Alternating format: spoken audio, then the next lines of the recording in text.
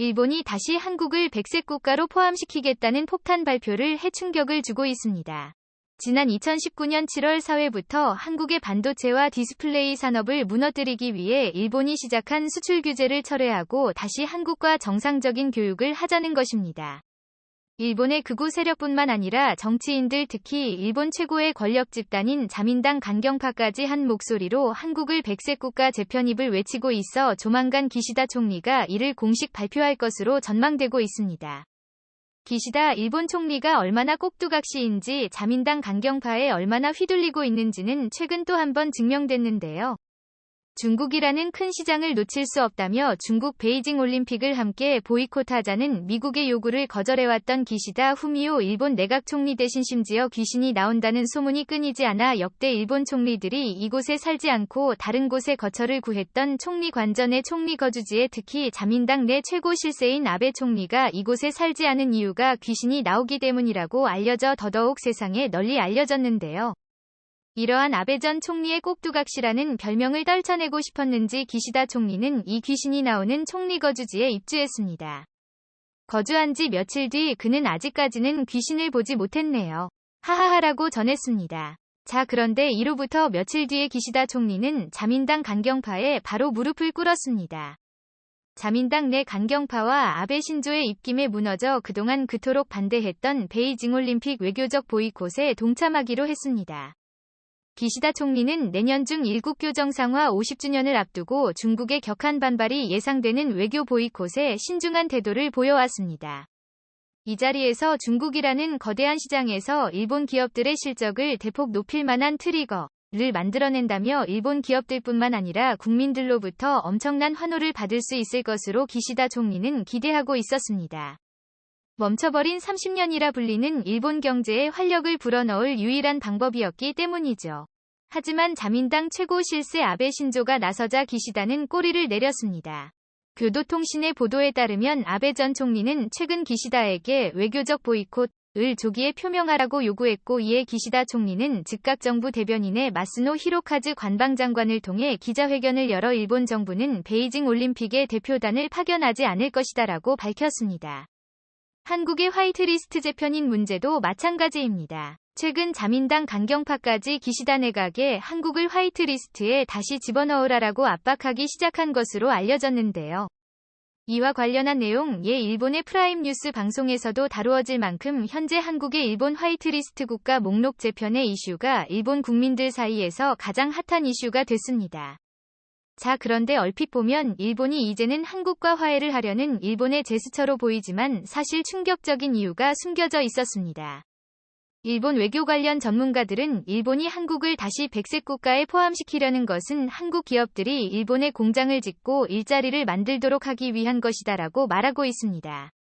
실제로 한국을 백색 국가에 포함시켜야 한다 라는 주제를 가지고 뜨거운 토론을 벌였던 일본의 프라임 뉴스 방송에서도 이와 같은 이야기가 나왔는데요.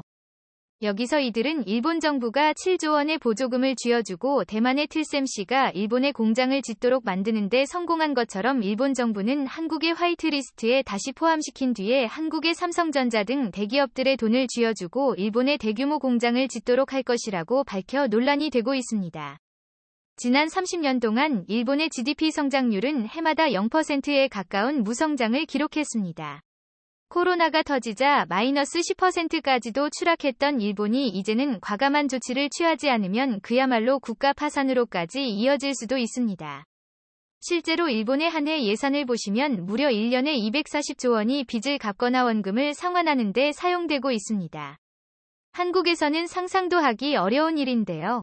현재 일본은 주요국들 가운데 가장 높은 GDP 대비 부채 비율을 가지고 있습니다. 무려 2606%가 넘는데 이는 한국의 6배를 훌쩍 뛰어넘는 수준입니다. 이렇다 보니 수조 원의 보조금을 퍼주어서라도 세계적인 기업들을 일본에 유치해 일자리를 늘리고 경제를 활성화시키는 방법밖에는 없는 것입니다. 그리고 대만 SMC만으로는 부족하다고 판단한 일본 정부 등은 이제 한국의 삼성과 SK, LG 등 대기업들의 투자를 취하기 위해 다시 한국의 화이트리스트에 편입시키려고 하는 것이죠. 이를 위해 최근 일본 언론들뿐만 아니라 대표적인 혐한 일본 정치인들까지도 태도를 180도 바꿔 한국을 극찬하고 있는데요. 아사히 신문은 일본 정부가 2년 전 반도체 소재의 한국 수출 규제를 강화한 것을 문제투성이의 악수였다. 라면서 한국을 향한 수출 규제는 아베 신조의 어리석음의 극치였다라고 보도했습니다. 셔먼 정치인의 대명사인 일본 집권 자민당의 사토 마사히사 참의원도 태도를 180도 돌변해 한국을 극찬하기 시작했습니다. 사토 마사에서는요, 평소 일본 민주당의 대표적인 혐한 정치인으로 악명이 높은데요. 코수염을 길러 극우 코수염이라고 불리고 있습니다. 2011년 독도를 일본 땅이라고 주장하는가 하면 울릉도를 방문하기 위해 한국에 입국하려다 공항에서 입국 거부 처리된 자민당 극우파 의원 3인방 중 한 명입니다. 아베 신조가 일본 총리로 재임하던 당시 일본이 다시 전쟁할 수 있는 국가로 거듭날 수 있도록 일본 평화헌법을 뜯어고친 개정안의 날치기 통과를 주도한 인물입니다. 보시면 당시 국회에서 엄청난 몸싸움이 벌어졌고 사토마사에서는 다른 일본 참의원의 얼굴을 주먹으로 가격하며 폭력성까지 드러냈습니다. 그랬던 그가 최근 태도를 완전히 바꿔서는 한국은 훌륭하다. 문재인 대통령은 베이징 올림픽과 관련해 중국의 외교적 보이콧을 하지 않겠다고 했다. 한국의 외교는 훌륭하다라고 전했습니다. 하지만 한국 대기업들은 일본의 달콤한 유혹을 완전히 거절할 것으로 보여 일본에 큰 충격을 주고 있습니다. 삼성전자는 최근 미국 텍사스에 20조 원 규모의 투자를 확정한 데 이어 아시아 지역에서는 일본이 아닌 한국에 계속해서 투자를 빠르게 늘려가고 있습니다. 텍사스는 삼성전자가 사용할 토지의 재산세 중 915%를 감면해주는 동시에 3,600억 원이 넘는 교육세 면제해가 텍사스주 정부가 직접 운영하는 텍사스 산업펀드를 통해 수백억 원의 보조금까지 더해 총 1조 2천억 원에 육박하는 보조금을 주기로 했습니다. 여기에 미국 연방정부 차원의 반도체 투자 보조금까지 받게 될 전망인데요. 하지만 일본을 대하는 삼성의 태도는 달랐습니다. 아무리 일본 정부가 한국보다 많은 보조금을 준다고 해도 전혀 아랑곳하지 않고 한국에 계속해서 투자를 늘려가고 있습니다. 서울 도심에서 직선거리로 40km 떨어진 동탄 신도시에 출퇴근하기에는 너무 먼 신도시라는 비판을 받았던 동탄 신도시 인근에 삼성전자 기흥 캠퍼스와 화성 캠퍼스가 들어서자 세계 최고라 불리는 고급 인재들 수만 명이 몰려들었고 이제는 반도체의 메카로 전 세계가 주목하는 도시로 급부상했습니다. SK도 마찬가지입니다. 수조원대의 보조금을 뿌려가며 한국 기업들을 일본으로 유치하기 위해 혈안이 된 일본. 이런 일본을 뒤로 한 채 SK그룹은 경기도 용인시에 초대규모 반도체 산업단지를 조성하기로 했습니다. 용인 반도체 클러스터는 용인 일반 산업단지가 용인 처인구 원산면 1원 416만 제곱미터의 차세대 메모리 생산기지를 구축하는 사업인데요.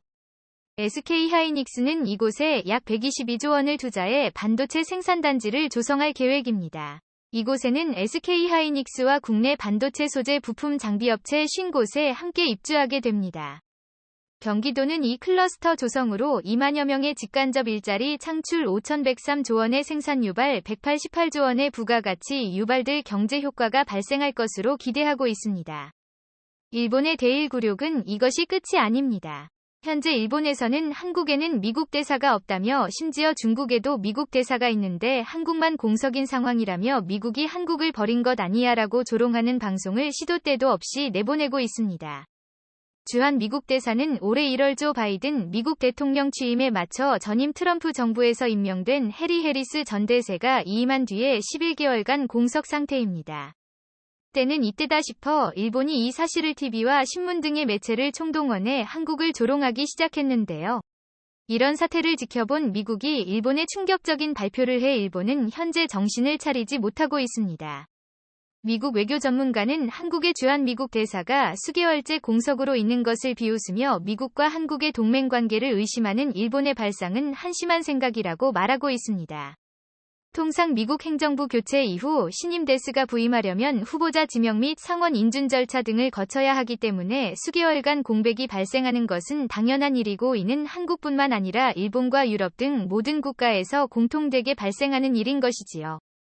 해리스 대사가 부임한 당시에도 직전 오바마 행정부에서 임명한 마크 리퍼트 천대 선임 후 1년 6개월 동안 주한 대사가 공석이었던 전례가 있고 현재 한국을 조롱하는 일본에서는 심지어 2년이라는 공석기간도 있었습니다. 일본의 이러한 황당한 이간질에 미국은 한국은 미국 최고의 파트너다. 주한 미국 대사 조기 지명을 약속한다라고 청와대에 메시지를 보낸 것으로 알려졌고, 무엇보다 현재 미국에서는 미국의 아시아 최우방국으로 그동안 협력관계를 구축했던 일본을 버리고 한국과 새로운 개념의 동맹관계를 만들자는 움직임이 포착되고 있습니다. 관련 내용은 지금 화면에 보시는 이 영상의 제목을 최고수인 두채의 널에서 검색하시면 확인하실 수 있는데요. 앞으로 일본이 얼마나 더 처참하게 무너져야 제대로 된 현실을 직시할 수 있을지 한번 지켜봐야겠습니다. 오늘도 감사합니다. 최고로 멋진 하루를 보내시길 바랄게요.